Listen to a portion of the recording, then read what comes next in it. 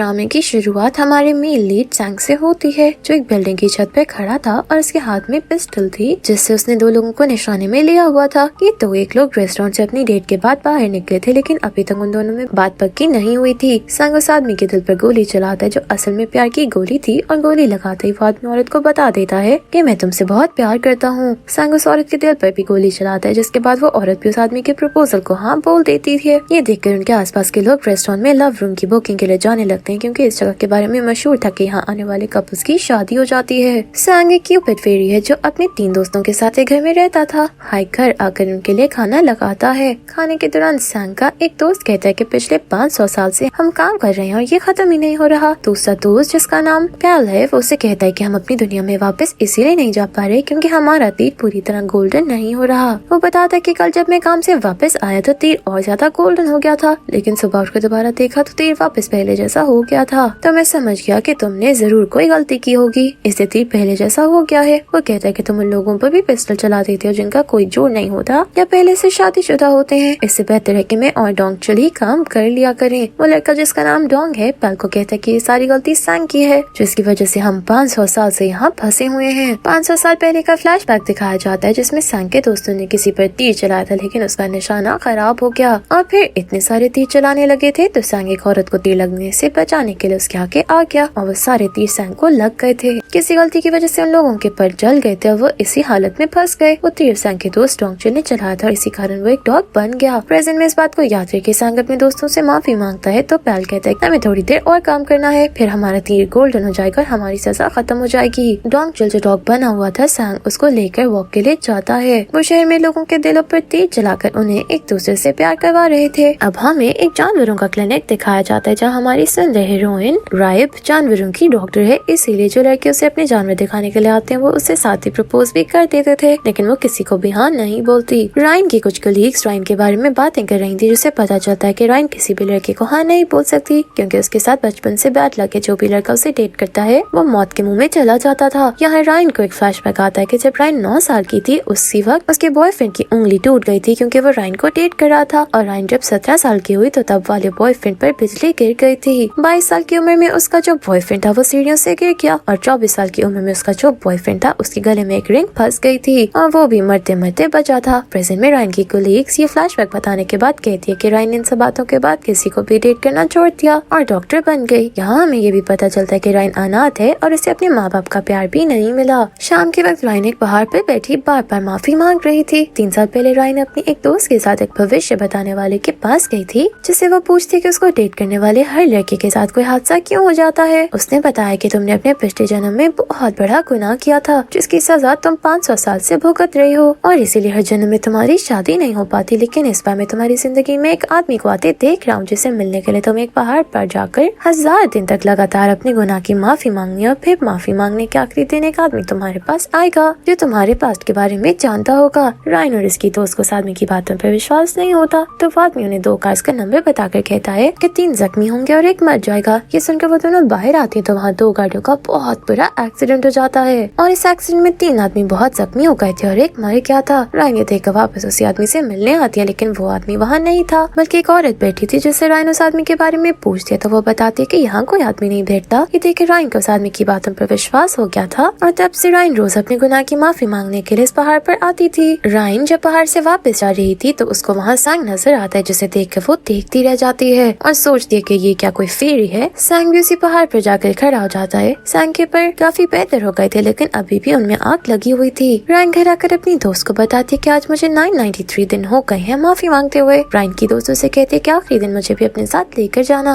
ताकि मैं भी तुम्हारा प्रिंस चार्मिंग देख सकूं। अगले दिन सैंग और उसके 3 दोस्त उस रेस्टोरेंट में आते हैं जहाँ लव रूम थे। वो लव रूम में आते हैं तो वहाँ का मालिक पार्क उन्हें नए क्रेडिट कार्ड देता है, कहता है कि आप ये कार्ड जितना चाहे इस्तेमाल कर सकते हैं। फ्लैशबैक में देखें तो पता चलता है कि पार्क को उसके दादा ने बताया था कि हमारे बाप दादा क्यूपिड फेरीज की रक्षा करते हैं और उन्हीं की वजह से हमारा लव रूम इतना कामयाब है, इसलिए तुम्हें भी उन फेरीज का ख्याल रखना होगा। पार्क को अपने दादा की बातों पर विश्वास नहीं था, तभी उसे सैंग मिला था, जिसने उसे बताया था कि मैं वो ही फेरी हूँ जिसके बारे में तुम्हें बताया क्या था। सैंग ने पार्क को बताया था कि अगर तुम किसी से प्यार करते हो तो मैं उससे भी तुमसे प्यार करवा सकता हूँ, और सैंग ने उस औरत को पार्क से प्यार करवाया था और उन दोनों की शादी भी हो गई थी। सैंग शाम को अपने घर जाने लगता है, लेकिन उसकी गाड़ी के आगे किसी और की गाड़ी खड़ी हुई थी, जिस वजह से वो अपनी गाड़ी नहीं निकाल पाता। पास वाले होटल में आता है और उस गाड़ी का नंबर बताकर पूछता है कि ये किसकी गाड़ी है। रायन भी उसी होटल में बैठी थी, सैंग को देखकर उसकी तरफ आने लगती है, लेकिन सैंग तक पहुंचने से पहले ही गिर जाती क्योंकि उसने ड्रिंक की हुई थी। सैंग होटल की मालकिन के कहने पर रायन को उठाकर बाहर ले आता है। रायन नशे में सैंग से कहते कि तुम्हारे पास से अच्छी खुशबू आ रही है। सैंग रायन को अपनी गाड़ी में डालकर उसे उसके घर का पता पूछता है, लेकिन नशे में होने के कारण वो नहीं बता पाती। अगले सीन में एक औरत को दिखाया जाता है जो बाहर पर अपने डॉग के साथ हाइकिंग कर रही थी। उसका डॉग जमीन पर कुछ सूंघता है तो उस औरत को वहाँ एक लाश का ढांचा नजर आता है, जिसे देखकर वो डर जाती है, पुलिस को कॉल कर देती है। पुलिस इस जगह की खुदाई करती है तो उन्हें और भी लाशें मिलती हैं, साथ ही बैग्स भी थे जिनमें पैसे और बुक्स थी। पुलिस इन्वेस्टिगेशन से पता लगता है कि ये लाशों के ढांचे एक हाई स्कूल गर्ल्स केस में गुम होने वाली लड़कियों के हैं जो 1993 में गायब हो गई थी। अगली सुबह रायन की आंख खुलती है तो वो पुलिस स्टेशन में थी। उससे पुलिस ऑफिसर बताता है कि तुम्हें यहाँ एक आदमी छोड़कर गया था जिससे तुम कहीं गिरी हुई मिली थी। सैंग को पुलिस स्टेशन से कॉल आती है जो उसे जोंग की लाश के मिलने का बताते हैं। जोंग एक स्कूल गर्ल थी जिसे सैंग पसंद करता था। वो पुलिस स्टेशन जाता है तो उसे पता चलता है कि जोंग की लाश के साथ मिलने वाला सामान जो उसके कातिल को पकड़ने के लिए सबूत के तौर इस्तेमाल हो सकता था, गल सड़ गया था। वो सामान देखते हुए सैंग को याद आता है कि जोंग ने अपने मरने के दिन उससे कहा था कि मुझसे मिलने जरूर आना, अगर नहीं आए तो मैं वहीं रह जाऊंगी।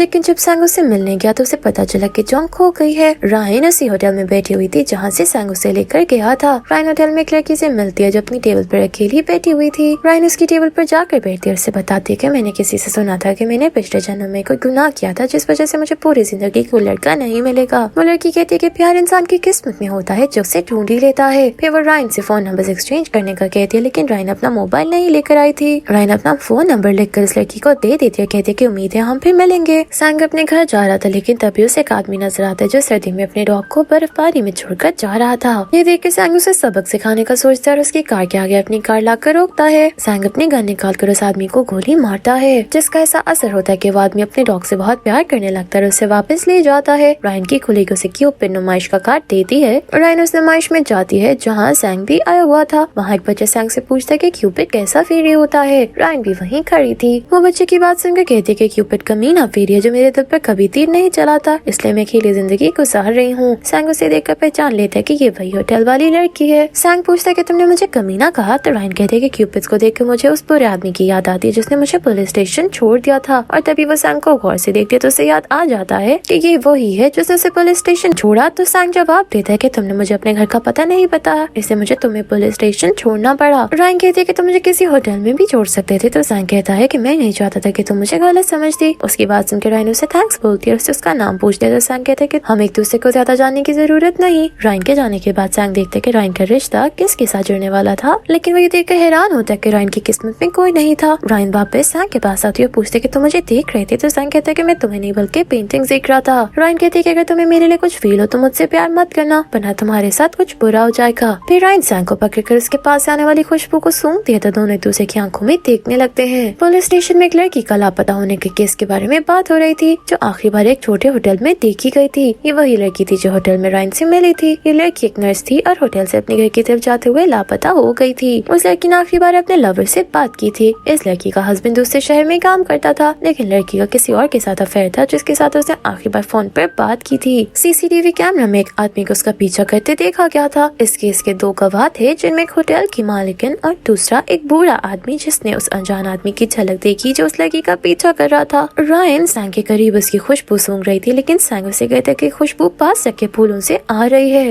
रायन का दिल जोर से धड़कने लगता है और वहाँ से चली जाती है। सैंग को भी उसमें कुछ खास महसूस होता है। दूसरी तरफ पुलिस केस की इन्वेस्टिगेशन के लिए उस लड़की के लवर को उसके कत्ल के इल्जाम में अरेस्ट कर लेती है। पुलिस ऑफिसर जे ही इन्वेस्टिगेशन करते हुए उस आदमी को बताता है कि हमें तुम्हारी गाड़ी से खून मिला है जिसके डीएनए टेस्ट से पता चला है कि ये उसी लड़की का है और सीसीटीवी में तुम्हारी गाड़ी भी उस होटल की तरफ जाती नजर आई है। वो आदमी बताता है कि मैं उस जगह आया जरूर था लेकिन मैं उससे नहीं मिल पाया। पुलिस उससे पूछते कि तुमने उस लड़की का खून वाला स्कर्ट कूड़े में फेंक दिया था। तो आदमी जवाब देता है कि मैं नहीं चाहता था कि पुलिस मुझे गलत समझे। वो बताता है कि जिस वक्त हमारा झगड़ा हुआ था उसी रात उसकी स्कर्ट पर खून लगा हुआ था और उसने मुझसे नया स्कर्ट भी मंगवाया था और खून वाला स्कर्ट गाड़ी में ही छोड़ दिया। तो रायन अपनी गाड़ी में बैठी सैंग के बारे में सोच रही थी कि मुझे उसका नंबर ले लेना चाहिए था, लेकिन तभी उसे हॉस्पिटल से कॉल आती है जहाँ एक डॉग आया था जिसका एक्सीडेंट हो गया था और उसे सर्जरी की जरूरत थी। रायन तुरंत हॉस्पिटल जाती है। सैंग उसका पीछा करते हुए हॉस्पिटल आता है, वहाँ का एड्रेस देख लेता है। रायन डॉग की सर्जरी करके वापस अपने घर जाती है तो सैंग फिर से उसके घर तक उसका पीछा करता है। पुलिस को सीसीटीवी कैमरा में सैंग भी नजर आता है जो उस डॉग वाले आदमी की कार पर खड़ा था और उसकी तरफ पिस्टल का निशाना ले रहा था। ये देखकर पुलिस ऑफिसर जेही अपनी टीम से सैंग को ढूंढने का कहता है। सैंग सो रहा था, उसे अचानक रायन नजर आती है जिसके कमरे में खड़ी थी। वो रायन से पूछता कि तुम यहाँ क्या कर रही हो, तो वो कहती है कि मैंने तुमसे कहा था मुझसे प्यार करोगे तो तुम्हें चोट लग जाएगी। तो सैंग कहता है कि मुझे तुमसे प्यार नहीं है। सैंग देखता है कि उसके हाथ बंधे हुए थे। वो पूछता है कि तुमने मुझे क्यों बांधा है। तो रायन कहती है कि तुम्हें सुपरमैन बनकर मुझे बचाना है। सैंग चिल्लाने लगता है, तभी उसकी आंख खुल जाती है तो उसे पता चलता है कि ये एक सपना था और डोंगचुल जो डॉग बन गया था अब इंसानी रूप में उसको पकड़कर सोया हुआ था। उससे खुद से दूर करता है। पुलिस वाले पार्क से सैंग के बारे में पूछते हैं क्योंकि उन्हें पता चला था कि सैंग के पास पार्क की कंपनी का कार्ड है। वो पार्क को बताते हैं कि सैंग एक कार पर चढ़ के किसी को पिस्टल दिखा रहा था और उसी जगह के पास किसी का कत्ल हुआ है। पार्क कहते हैं कि वो किसी की जान नहीं ले सकता। आप उस गाड़ी वाले को ढूंढकर उससे पूछें कि सैंग ने उसे पिस्टल क्यों दिखाया था। पार्क कहते हैं कि इससे ज्यादा मैं आपको नहीं बता सकता। पुलिस वाले उस आदमी को ढूंढकर उससे पूछते हैं कि सैंग ने उस पर पिस्टल क्यों निकाला था। तो वो बताता है कि उस आदमी ने मुझे समझाने के लिए ऐसा किया था, लेकिन उससे मुझे और मेरी गाड़ी को कोई नुकसान नहीं हुआ और उसकी पिस्टल भी नकली थी। सर्च ऑपरेशन करते हुए जेई की टीम मेंबर्स उसे बताते हैं कि पिस्टल वाले आदमी ने कार वाले पर पिस्टल इससे निकाली थी क्योंकि वो अपने डॉग को छोड़कर जा रहा था। अगले दिन रायन अपने क्लिनिक में बैठी अपनी बचपन की पिक्चर देखती है तो अपनी दोस्त को बताती है कि मुझे बार बार जो खुशबू आती थी वो प्लम ब्लॉसम की थी। वो अपनी दोस्त से कहती है कि बचपन में मैं जहाँ रहती थी वहाँ प्लम के ट्रीज थे जिनकी खुशबू मुझे बहुत पसंद थी और मैं उनके नीचे लेटकर सो जाया करती थी। उसकी दोस्त कहती है कि तुम उस लड़के से प्यार हो गया जिसने तुम्हारी बचपन की याद ताजा करती है। उसकी बात सुनकर रायन सोच में पड़ जाती है। जेही रायन के क्लिनिक में आकर अपॉइंटमेंट लेने लगता है। तभी रायन अगले एनिमल पेशेंट को बुलाती है तो रायन को देखकर जेही उसमें खो जाता है। उसे रायन के लिए कुछ खास महसूस होता है। डोंगचुल तैयार होकर अपनी गर्लफ्रेंड से मिलने आता है। उसे झूठ बोलता है कि मैं 6 महीने तक हॉस्पिटल में रहा। तो उसकी गर्लफ्रेंड कहती है कि मुझे लगा था तुम मुझे छोड़ गए हो और फिर उससे हक कर लेती है। उसकी गर्लफ्रेंड आंखें बंद करके डोंगचुल को किस करने लगती है, लेकिन डोंगचुल का रूप बदल जाता है। वो फिर से डॉग बन जाता है। उसकी गर्लफ्रेंड आंखें खोल कर देखती है तो उसे डोंगचुल कहीं नजर नहीं आता तो उससे गालियां देने लगती है। सैंग डोंगचुल को लेकर रायन के क्लिनिक आता है क्योंकि डोंगचुल ठीक नहीं था। उसी वक्त रायन किसी को उसका डॉग देने बाहर आती है तो सैंग को वहाँ देखकर खुश हो जाती है। सैंग अपना टोकन लेकर अपनी बारी का इंतजार करने लगता है। तभी उसे जेही नजर आता है और इसे याद आता है कि 500 साल पहले होने वाले हादसे में जेही भी मौजूद था। सैंग सोच जाता क्या इसने मुझे पहचान लिया है। रायन को उसकी कुलीग बताती कि जिस डॉग की उसे सर्जरी की थी उसका मालिक मर गया है। ये सुनकर जेही कहता है कि मैं उस डॉग को पाल लूंगा। पुलिस पहाड़ों पर सर्च ऑपरेशन कर रही थी लेकिन अचानक उन्हें करीब की आग के शोले नजर आते हैं। उन्हें पता चलता है कि उस औरत का होटल था जो उस केस में गवाह थी जिसकी पुलिस इन्वेस्टिगेशन कर रही थी। जेही रायन को बताता कि वो डॉग मेरे कोलीग का है और मुझे उनके फ्यूनरल पर पता चला कि उनका डॉग यहाँ पर है, इसलिए मैं उसे लेने आ गया। रायन कहती है कि वो डॉग रिकवर कर रहा है और 1 हफ्ते बाद हम आपको वो डॉग दे देंगे।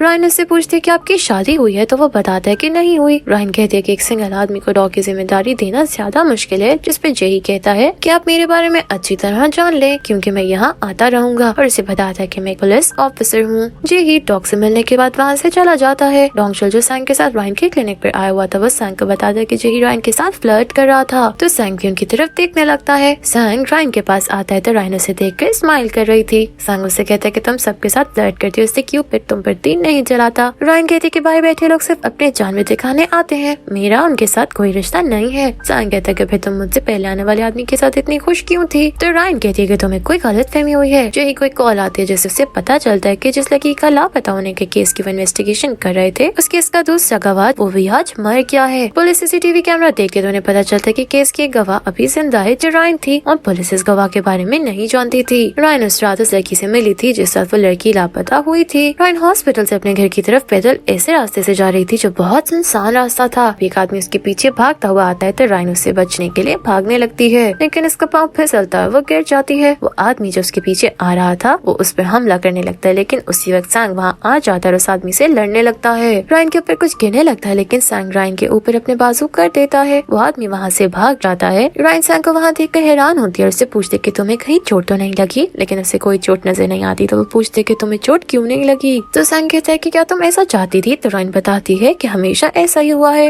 रायन सैंग को कहती है ये तो मिरेकल हो गया। रायन खुशी में सैंग को हक करती है और उसे किस भी कर लेती है लेकिन फिर जब उसे अपनी गलती का एहसास होता है तो उसे पीछे हटकर पूछती है वो आदमी कौन था और तुम उसके साथ लड़ क्यों रहे थे। सैंग बताता है कि वो तुम पर हमला करने आया था। फिर वो पूछता है कि तुम इतने सुनसान रास्ते से क्यों जा रही थी। तो रायन बताती है कि मुझे होटल में जाने के लिए ये शॉर्टकट लगा। ये सुनकर सैंग कहता है कि जल्दी पहुंचने के चक्कर में खुद को खतरे में डालना ठीक बात नहीं, सुरक्षित रास्ते से जाया करो। रायन कहते कि हम बार बार कहीं ना कहीं मिल जाते हैं, इसका मतलब है कि हमारा मिलना किस्मत में है। उसके सामने 2 होटल थे। रायन सैंग से पूछते कि तुम कौन से होटल में जाना चाहते हो। तो सैंग जिस होटल में जाने का कहता है रायन कहते कि मैं भी इसी होटल में जाने वाली थी। सैंग कहते कि मैंने झूठ बोला था, मैं दूसरे होटल में जाना चाहता हूँ। रायन कहते कि मैं भी उसी होटल में जाऊंगी। तो सैंग कहता है कि तुम बार बार अपनी बात क्यों बदल रही हो। रायन कहते कि तुमने जहाँ जाना है चले जाओ, मैं अपनी दोस्त से मिलने जा रही हूँ। सैंग एक होटल के अंदर चला जाते तो रायन भी उसके पीछे चली जाती है और उसे मदद करने पर थैंक्स कहती है। वो सैंग से कहती है कि मुझे खुशी है तुम मेरी मदद करने आए और इससे ज्यादा इस बात की खुशी है कि तुम्हें कुछ नहीं हुआ। रायन अपनी दोस्त को सबके बारे में बताते हुए कहते कि ये मेरी मेहनत का असर है कि मेरी सजा खत्म होने वाली है। मैं समझ गई हूँ ये वही लड़का जो मेरी किस्मत में है। उसकी दोस्त कहती कि भविष्य बताने वाले ने तो कहा था कि जब तुम्हारे माफी मांगने के दिन पूरे होंगे तब वो लड़का सामने आएगा। रायन कहती है कि मैं सैंग को ही वहाँ देखना चाहती हूँ। पर इस टाइम केस की तीसरी गवाह रायन को ढूंढने के लिए सीसीटीवी कैमरास चेक कर रही थी। जे ही कैमरा में देखता है रायन के पास बस में बैठने से पहले छाता था, लेकिन बस उतरते वक्त उसके पास छाता नहीं था। जे ही कैमरा में रायन का चेहरा गौर से देखता है, लेकिन अभी उसे पता नहीं चलता कि ये रायन ही थी। रायन घर आकर सैंग के बारे में सोच रही थी। वो सोचते कि मैं बाकी के 6 दिन तुम्हारा नाम लेकर माफी मांगूंगी ताकि माफी मांगने के आखिरी दिन तो मेरे हो जाओ। अगले दिन रायन पहाड़ पर आकर माफी मांगते हुए गॉड को रायन को बताती है कि जब मेरी माफी के दिन पूरे हो जाएं तो उसी को मेरे पास भेजना।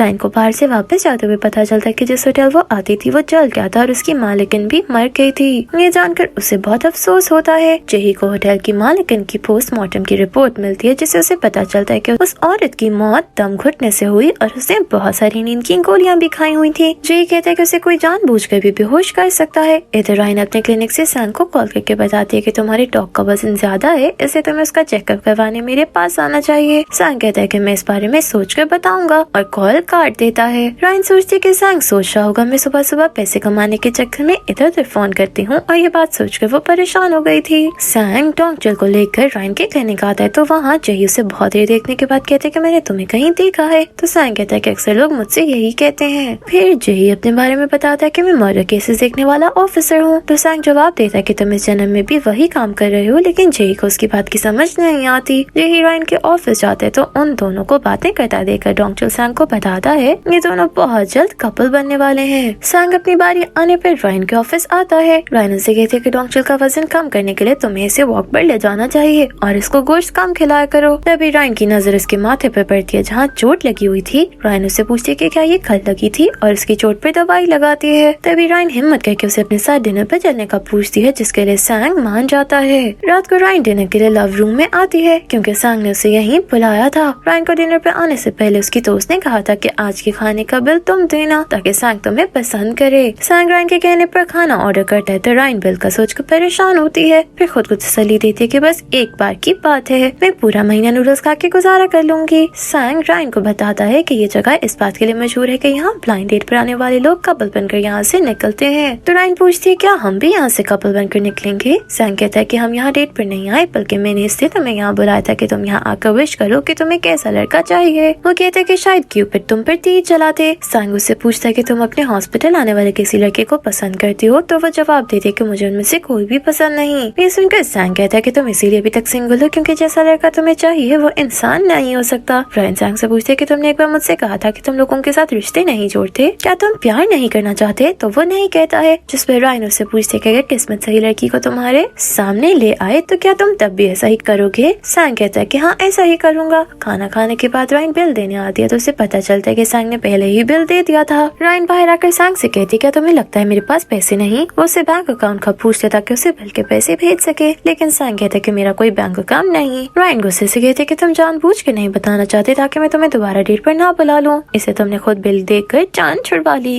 रायन घर आकर सैंग के बारे में सोचते कि सैंग चाहता है मैं उसकी बजाय किसी और लड़की को लाइक करूं और ये बात सोचकर उससे गुस्सा आने लगता है। दूसरी तरफ सैंग सोच रहा था कि मैंने उसे खाना खिलाया लेकिन उसने मुझ पर गुस्सा किया, इससे अब मैं कभी उस पर तीर नहीं चलाऊंगा। अगले दिन रायन पहाड़ पर जाकर माफी मांगती है और प्रे करती है कि मुझे सैंग ही मिले। डॉक्टर अपने 2 दोस्तों को बताता है जिस हॉस्पिटल हम गए थे वहाँ की डॉक्टर ने बहाने से सैंग को बुलाया और सैंग मुझे लेकर चला भी गया, जिसका मतलब है कि उन दोनों के बीच कुछ चल रहा है। डॉन कहता है कि मुझे इंसानों की ये बात समझ नहीं आती कि वो सबके साथ बराबरी वाला सलूक क्यों नहीं करते। 500 साल पहले का फ्लैशबैक दिखाया जाता है जहाँ लड़कियाँ डोंगचुल और प्याल के जोक्स पर हंस रही थी, लेकिन डोंग से कोई बात नहीं कर रहा था। डोंग को किसी ने बताया था कि डोंगचुल और प्याल दोनों अच्छे दिखते हैं, इसलिए लड़कियां उन्हें पसंद करती हैं। प्रेजेंट में डोंग एक शॉप पे बेड को देख रहा था, लेकिन एक लड़की से कहती कि मुझे घूरना बंद करो। तो वो उसे बताता कि मैंने तुम्हें नहीं घूरा, लेकिन वो लड़की उसे बातें सुनाकर चली जाती है। डोंग को उस पर गुस्सा आता है और उसके पीछे आकर उसे कहता है कि तुमने गलत आदमी से पंगा लिया और उसे खुद से प्यार करवाने के लिए उस पर जादू करने लगता है, लेकिन उसका जादू काम नहीं करता, जिस पर लड़की उसे थप्पड़ मारकर चली जाती है। रायन और सैंग पहाड़ों में एक दूसरे के सामने आ जाते हैं तो रायन उसे कहती है कि मैं अभी तुम्हारे बारे में ही सोच रही थी। फिर अपना फोन निकाल कर उसकी पिक्चर बनाती है। सैंग पूछता है कि तुमने ये क्यों बनाई, तो वो कहती है कि तुम चिंता ना करो, ये मैंने अच्छे काम के लिए बनाई है। सैंग उसे पिक्चर डिलीट करने का कहता है तो रायन कहती है कि मैं इसे कुछ गलत नहीं करूंगी। सैंग उसे पिक्चर डिलीट करवाने के लिए उसकी तरफ आता है तो उसका धक्का लगने से रायन उसकी बाहों में गिरती है तो सैंग उसे पकड़ लेता है। रायन सैंग को बताती है कि मैंने ना जाने पिछले जन्म में ऐसा क्या किया था जिसकी मुझे सजा मिली कि मुझे जीवन साथी नहीं मिल रहा। उसे पहाड़ पर जाकर माफी मांगने वाली बात भी बताती है। फिर सैंग से पूछते है कि तुम प्यार क्यों नहीं करना चाहते, तो सैंग कहता है कि मैं करना तो चाहता हूँ लेकिन किसी ने मुझे रोक रखा है। रायन कहती है किसी को कोई हक नहीं कि वो दूसरे पर पाबंदी लगाए, जिस पे सैंग बताते कि मुझे वार्निंग मिली थी मैं जिस लड़की को पसंद करता था उसे छोड़ दूं, लेकिन मैंने उस वार्निंग को इग्नोर किया और फिर बहुत बुरा हुआ। रायन और सैंग वापस जाने के लिए ड्राइवर का इंतजार कर रहे थे। ड्राइवर जब सैंग को कार की चाबियां देता है तो सैंग उसके हाथ पे चोट का निशान देखकर उसे पकड़ लेता है। पूछता है कि तुम वही हो ना जिसने सुनसान सड़क पर रायन पर हमला किया था। रायन पुलिस को कॉल करने लगती है तो ड्राइवर कहता है कि पुलिस को कॉल ना करो, मैं सब बताता हूँ। ड्राइवर बताता है कि रायन के क्लिनिक के सामने वाली डॉक्टर ने रायन को डराने के लिए भेजा था। ये सुनकर वो लोग उस डॉक्टर को पकड़ते हैं तो वो बताती है कि मैं सिर्फ रायन को डराना चाहती थी ताकि मेरे क्लिनिक पर भी पेशेंट्स आने लगे। वो डॉक्टर अपने किए की माफी मांगती है। सैंग उसे पुलिस के हवाले करना चाहता था लेकिन रायन उसे रोक देती है। बाहर आकर सैंग उसे कहता है कि तुम अपने डैड से बोल दो तुम्हें क्लिनिक से लेने के लिए आ जाया करें। तो रायन बताती है कि मैं अनाथ हूँ। वो उसे बताती है कि मैं जब पैदा हुई तो मुझे कोई अनाथ आश्रम के बाहर रख गया था, इससे कोई नहीं जानता कि मैं कौन हूँ और मैं उसी अनाथ आश्रम में बड़ी हुई। रायन थोड़ा इमोशनल हो गई थी, इसे वो अपनी टोन में आते हुए कहती है कि मेरा कोई और अपना हो या ना हो लेकिन मैं उस लड़के से जरूर मिलूंगी जो मेरी किस्मत में है। अगले सीन में लाल धागे बनाने वाला फेरी दिखाया जाता है जो लोगों के रिश्ते लाल धागे बनाकर जोड़ देता है।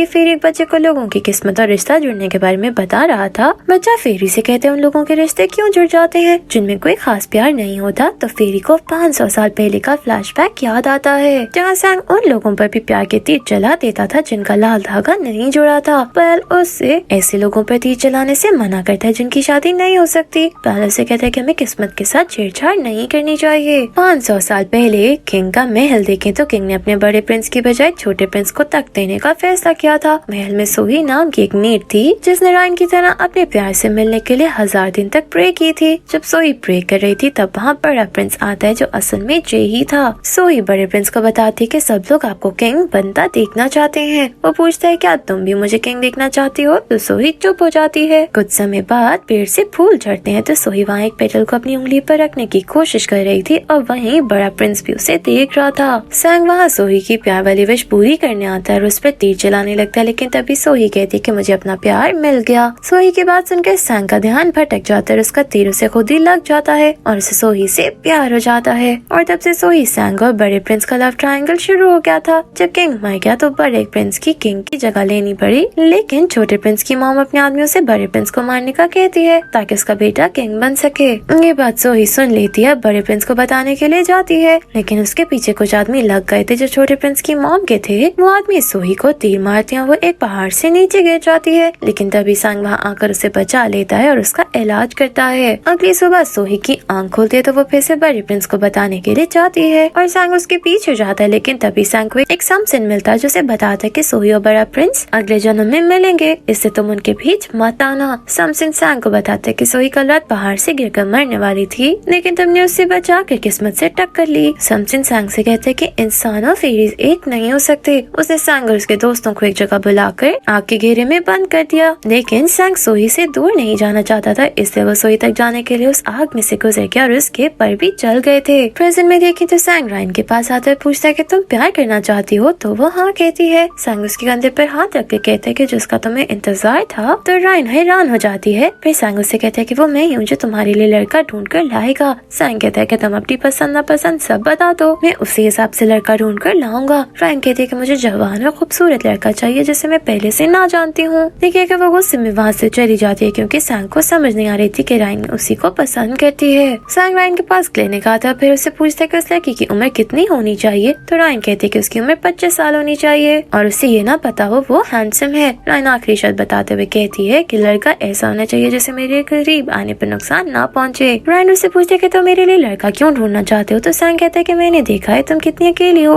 इससे मैं तुम्हारी मदद करना चाहता हूँ। जेही अपने साथी के साथ एक लड़की के घर इन्वेस्टिगेशन के लिए जाता है तो उसे उस लड़की की मॉम मिलती है जो जेही के कहने पर अपनी बेटी को बुलाने के लिए अंदर जाती है, लेकिन अंदर उसकी बेटी की लाश पड़ी हुई थी, जिसे देखकर वो चीखने लगती है। रायन पहाड़ पर जाने से पहले अपनी कुलीग को उसका छाता वापस करती है। ये वही छाता था जिसके जरिए पुलिस उसे ढूंढने की कोशिश कर रही थी। पहाड़ पर जाकर रायन माफी मांगती है, जहाँ वो अब गॉड को सैंग की पिक्चर ही दिखा देती है क्योंकि उसे अब सैंग ही चाहिए था। सैंग रायन को एक लड़की की पिक्चर भेजता है, जिसे देखकर रायन को गुस्सा आता है। वह सैंग को मैसेज करके कहती कि मैं इस लड़के को रिजेक्ट करती हूँ क्योंकि ये एक्टर जैसा नहीं दिखता। रायन ने सोच लिया था कि सैंग जो भी लड़का उसे दिखाएगा वो सबको रिजेक्ट कर देगी। रायन अपने अपार्टमेंट के बाहर आती है तो उसे पता चलता है कि बिल्डिंग की एक लड़की ने सुसाइड कर लिया है। इधर जेही और उसके साथ ही इस लड़की के बारे में बात कर रहे थे जिसने सुसाइड कर ली थी। जेही कहता है कि ये सुसाइड नहीं है बल्कि इस लड़की को किसी ने कत्ल किया है। सैंग अपने दोस्तों के साथ बैठा हुआ था जब उसे टीवी पर न्यूज सुनने को मिलती है। लड़की के लापता होने वाले केस में जितने भी गवाह थे उन सब की मौत हो गई, लेकिन पुलिस अभी तक कुछ पता नहीं लगा सकी। ये सुनकर सैंग अपने कमरे में जाकर इस केस के बारे में इंफॉर्मेशन निकालकर पैल को बताता है कि ये केस जॉन्ग के केस से मिलता है और अगर इसका कातिल भी वही है जो जॉन्ग के केस का था तो ये कभी पकड़ा नहीं जाएगा क्योंकि 29 इयर्स पहले भी वो बच गया था। डोंग एक डेटिंग कंपनी में आता है जहाँ लोगों को डेट करना सिखाया जाता था और डोंग भी यही सीखने यहाँ आया था क्योंकि उसे कोई मुंह नहीं लगाता था। सैंग केस के बारे में जानने उस लड़की के घर जाता है तो उसकी बहन उससे मिलती है। सैंग उससे उसी लाल नोटबुक के बारे में पूछता है तो वो गुस्से से जवाब देती है कि हाँ मेरी बहन का अफेयर था, लेकिन ये कोई जुर्म नहीं था कि उसे मार दिया जाए और पुलिस ने उसका केस टीवी पर भी चला दिया, जिस कारण उसके पति को भी उसके अफेयर का पता चल गया। वो कहती कि मेरी बहन को ढूंढ नहीं पाए और यहाँ आकर मुझे नोटबुक ढूंढने का कहते हैं तो वो गुस्से से सैंग को चले जाने का कहती है। जेही अपने ऑफिस आते तो उसे पता चलता है कि कोई उससे लापता होने वाली लड़की के केस के बारे में कुछ बताने आया है। जेही उसे मिलता तो उसे पता चलता है कि वो कोई और नहीं बल्कि सैंग है। सैंग उसे कहता है कि केस 1993 वाले केस से मिलता है और उन केस में लापता होने वाली लड़कियों की डिटेल दिखाकर कहता है कि वो सब बर्फीली रातों में लापता हुई और ये लड़की भी बर्फीली रात में ही लापता हुई थी, लेकिन उस केस में 1 साल बाद पता चला था कि लापता होने वाली लड़कियों के पास कातिल ने 24 घंटे पहले एक नोटबुक भिजवाई थी जिस पर लिखा हुआ था कि उस लड़की को कातिल ने किसी गुनाह की सजा दी है। वो कहता है कि अगर इस लापता होने वाली लड़की को भी उसी कातिल ने मारा है तो उसके घर में जरूर वो नोटबुक होगी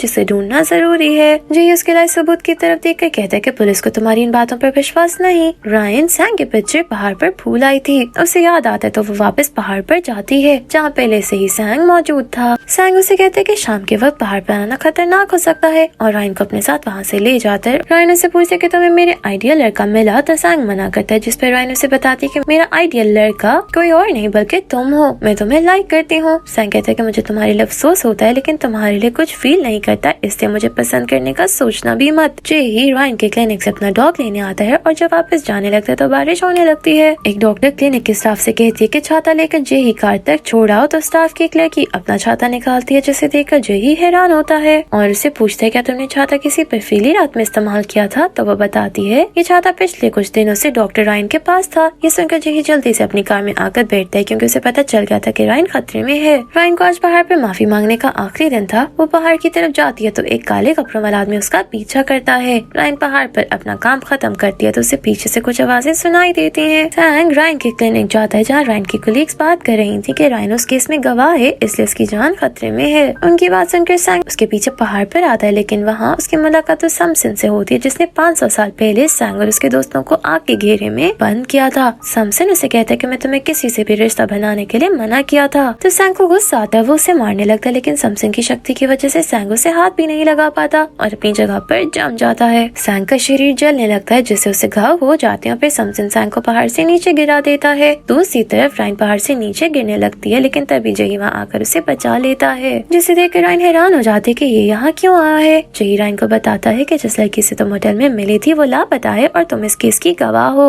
इससे कातिल तुम्हें मारने की कोशिश करेगा। ये सुनकर रायन को याद आता है कि उस रात उसने उस लड़की के पास एक काले कपड़ों वाले आदमी को आते देखा था और वो ये बात जेही को भी बताती है। सैंग अपने जख्मी शरीर के साथ रायन को लापता होने की रिपोर्ट लिखवाने पुलिस स्टेशन आता है, जिसे देखकर सब डर जाते हैं। तभी वहाँ रायन और जेही भी आ जाते हैं और रायन सैंग के शरीर पर घाव देखकर उन पर दवाई लगाती है। सैंग उसे कहता है कि अब से तुम्हें मेरी कॉल्स उठाने में देर नहीं करनी। जेही सैंग से कहता है कि तुम्हें अब हॉस्पिटल जाना चाहिए। रायन को मैं घर छोड़ दूंगा तो सैंग कहता है कि तुम्हें कातिलों को पकड़ने पर तवज्जो देनी चाहिए। रायन पुलिस स्टेशन में जब जेही उस रात काले कपड़ों वाले आदमी को देखने के बारे में बताती है तो जेही उसे उस आदमी की पिक्चर दिखा दिखाकर पूछता है क्या वो ये आदमी था। तो रायन कहती है कि मैंने उसका चेहरा गौर से नहीं देखा था। जेई पूछता है कि तुमने उस लड़की में कुछ नोट किया। तो रायन कहती है कि वो उस रात दुखी लग रही थी। रायन बताती है कि उसने कहा था मैंने कुछ गलत नहीं किया और ना ये कोई गुनाह है। क्या रायन सैंग को अपना बना पाएगी या किस्मत जेई के साथ जोड़ेगी? आगे सीजन में क्या होने वाला है ये जानने के लिए देखिए इस सीजन का next part. Thank you for watching.